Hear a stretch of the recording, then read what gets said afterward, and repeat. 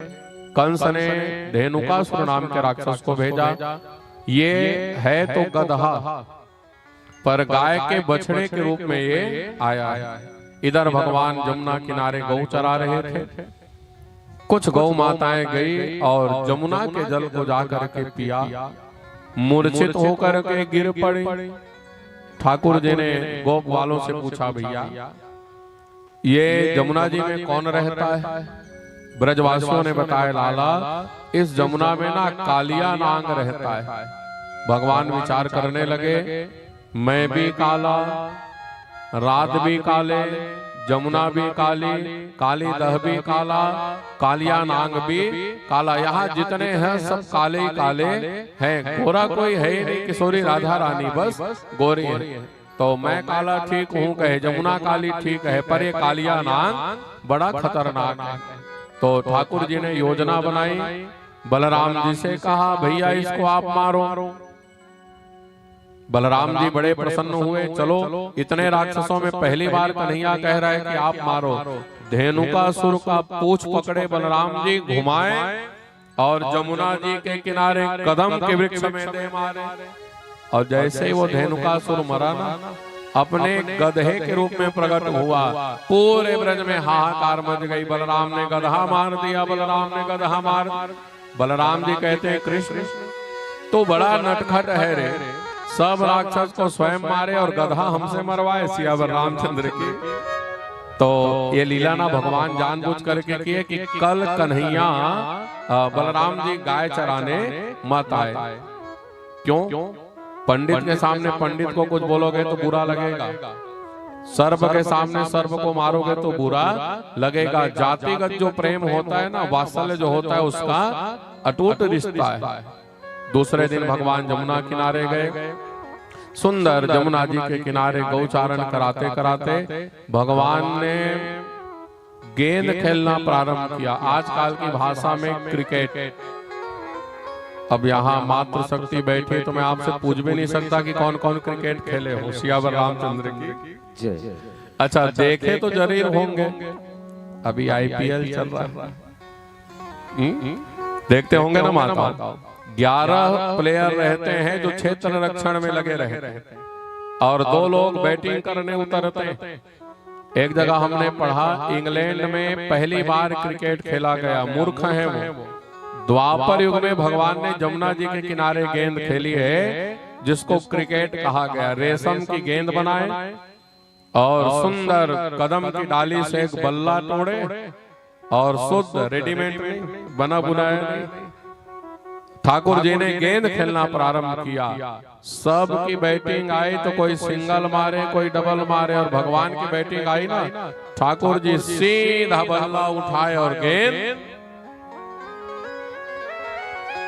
Manoj boundary पार। आप खेले हो क्रिकेट? नहीं खेले? सिंगल, डबल, 4 और 6 बाउंड्री में चले जाए तो 4 रन है, और बाउंड्री के बाहर चले जाए तो 6 रन। तो ठाकुर जी ने सीधा बल्ला उठाए और 6। सब ब्रजवासी रोने लगे, लाला एक तो हमारा गेंद था, तूने उसे भी जमुना जी में फेंक दिया, डाल दिया, अब जाओ उसे वापस लाओ। भगवान खूब समझाए, भैया तुम ना मुझे लड़ो मत कहे, मैं नंद बाबा से कह के ऐसे ऐसे 1000 गेंद मंगा दूंगा। भगवान ने जब मना किया तो ब्रजवासी कहते, नहीं हमें वही गेंद चाहिए।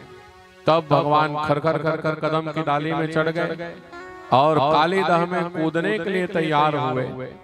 सब ब्रजवासी हाथ जोड़ लिए, कन्हैया नीचे उतर जा लाला, तुझ पर ऐसे ऐसे हजारों गेंद कुर्बान है रे, तू नीचे आ जा। भगवान कहते हैं, जाओ यशोदा को बता देना तेरा लल्ला जमुना जी में छलांग लगा दिया। किशोरी राधा रानी का ध्यान लेकर मुरली लिए और भगवान सीधे जमुना जी में छलांग लगा दिए। बोलिए भागवत भगवान की। कूदे जमुना में कन्हैया लेके मुरली,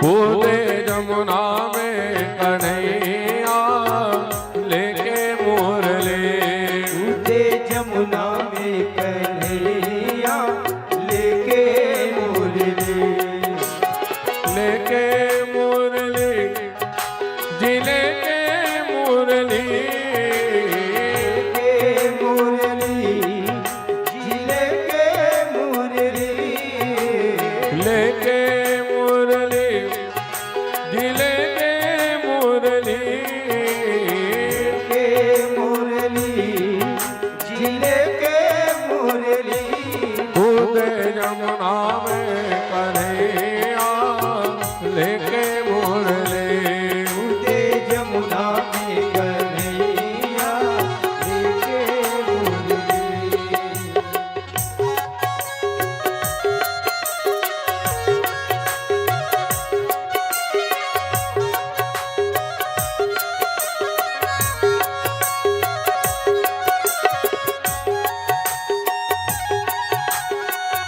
बोलो भागवत भगवान की।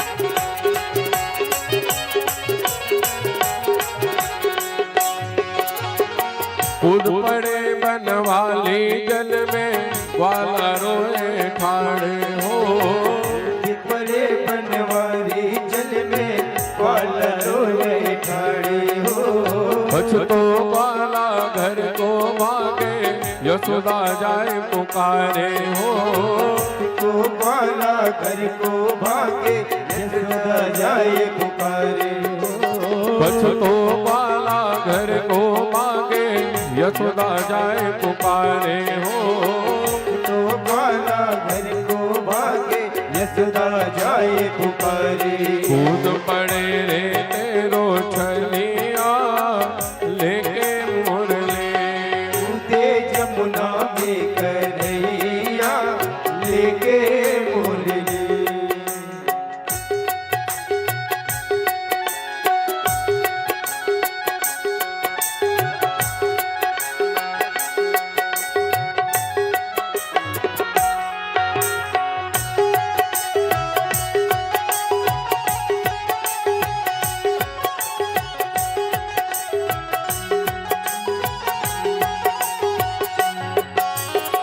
रोते रोते यशोदा मैया जमुना तट में आई हो, रोते रोते यशोदा मैया जमुना तट पे आई हो, हमें छोड़ के कहाँ चले गए वारे कृष्ण कनाई हो, हमें छोड़ के कहाँ चले गए वारे कृष्ण कन्हैया, हमें छोड़ के कहाँ चले गए वारे कृष्ण कनाई हो, हमें छोड़ के कहाँ चले गए वारे कृष्ण कन्हैया, ठाड़े रोवे तेरी मैया लेके गगरी, कूदे जमुना में कन्हैया लेके मुरली, हो लेके मुरली जी लेके मुरली, लेके मुरली लेके मुरली, लेके मुरली जी लेके मुरली, लेके मुरली जी लेके मुरली, कूदे जमुना में कन्हैया लेके मुरली, कूदे जमुना में कन्हैया लेके मुरली, कूदे जमुना में कन्हैया लेके मुरली, कूदे जमुना में कन्हैया लेके मुरली। हर हर महादेव। भगवान जमुना जी में कूद गए और इधर छोटे छोटे बाल गोपाल गए और जा करके माँ यशोदा को बता दिए, माँ तेरा जो लल्ला है ना वो जमुना जी में छलांग लगा दिया। माँ यशोदा जब सुनी ना तो दहाड़ मर करके रोने लगी। क्यों? खोटुन सांप ल देखे भगवान डर जाए।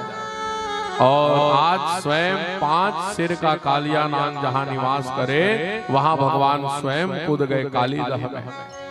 इधर ठाकुर जी कालीदह में गए। नाग की 2 पत्नियां भगवान को देखी ना तो सुंदर प्रणाम किया। आप सभी प्रणाम कर लो। मन ही मन में सोचने लगी कैसी वो माँ होगी जिसने कालीदह में विषाक्त जल में अपने बालक को छोड़ दी। उनके मन में ख्याल आया हम इनसे पूछ तो ले कि है कौन। नाग पत्नियां पूछती हैं कौन दिशा से आयो रे बालक, कौन तुम्हारो नाम है, कौन तुम्हारो मात पिता, अरु कौन गाँव तेरो गाँव है। नाग पत्नियां कहती अरे बालक इतना सुंदर तेरा स्वरूप है। कैसे भगवान का स्वरूप, घुंघराले घुंघराले बाल है, सुंदर बैजंती की माला है, पीताम्बरी धारण किए हुए और नील सरोरुह नीलमणि जैसे बादल दिखता है ना। अच्छा कालीदह में विष भी काला है, जमुना भी नीले है और भगवान का सुंदर स्वरूप। वो नाग पत्नियां पूछती अरे बालक कौन दिशा से आया है, तेरे नाम क्या है, तेरे माता पिता कौन है और गांव कौन सा है। भगवान कहते हैं ये इंट्रोडक्शन छोड़ो, कहे जान पहचान, जाओ अपने पति को जगाओ। नाग पत्नियां कहती बालक हमारे पति जगेंगे तेरा बाल भोग कर जाएंगे। मनोज भाई बाल भोग समझ रहे? बाल भोग का मतलब होता है नाश्ता। संतों के सानिध्य में रहोगे ना तो बहुत कुछ जानकारी मिलेगा। जैसे हम लोग कहते हैं रोटी, महात्मा कहते हैं फुल्का, हम लोग कहते हैं नमक, महात्मा कहते हैं राम रस, और हम लोग क्या कहते हैं थोड़ा चावल देना जी। वहां चावल कहोगे तो कुछ नहीं मिलना है, महाप्रसाद कहोगे तो चावल मिलेगा। हम लोग कहते हैं दाल तो वहां कहा जाता है बैकुंठी, बैकुंठी कहोगे तो दाल मिलेगा। और सब ले ज्यादा पावर का खर बड़े बड़े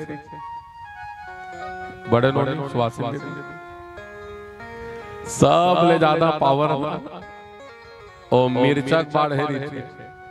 हम लोग इधर क्या कहते हैं मिर्ची, और उधर क्या कहा जाता है संतों की सभा में लंका कहोगे तो मिर्ची मिलेगा।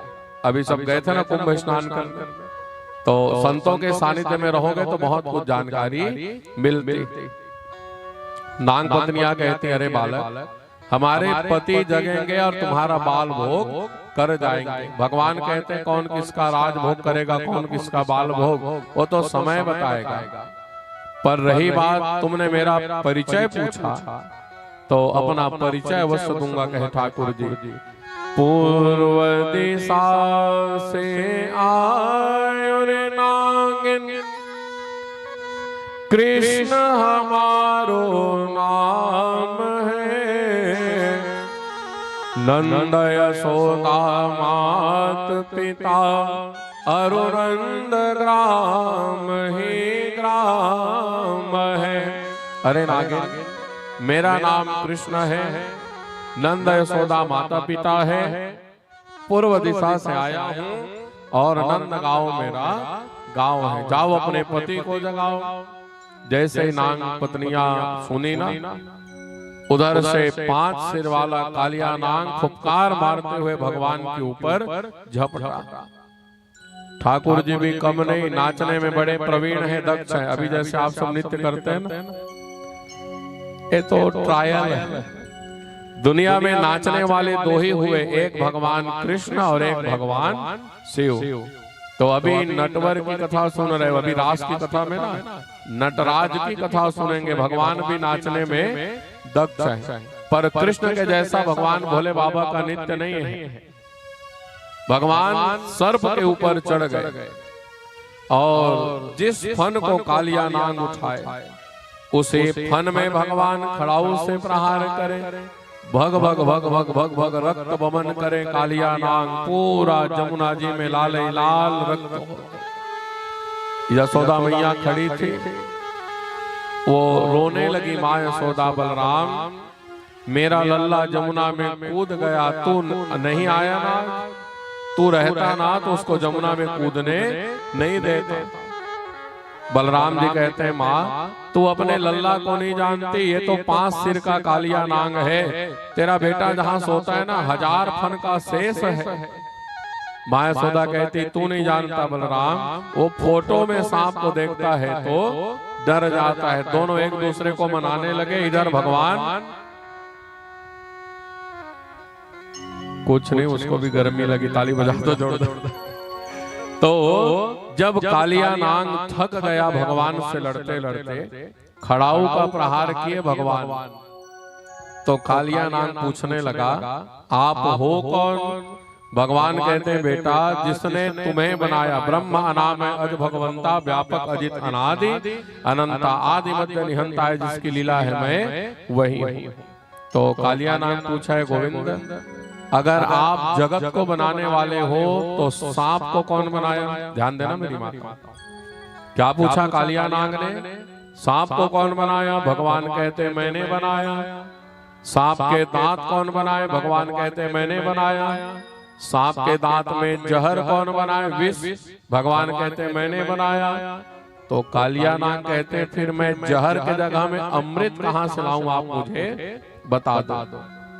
भगवान कहते हैं बेटा मैं आत्मरक्षा के लिए तुझे विष दिया हूं, अपनी रक्षा करने के लिए तुम्हें विष दिया हूं। और तेरा जो कर्म है ना इतना खतरनाक था, वो कालिया नाग धोखे से भी कोई काली दह के ऊपर से उड़ जाए पक्षी तो उसके छांव को देख करके, जैसे सुरसा थी ना वैसे वो कालिया नाग गहे छाक सक सो न उड़ाई, एह विधि सदा गगन चर खाई। भगवान कहते तुम्हें यहाँ से जाना पड़ेगा।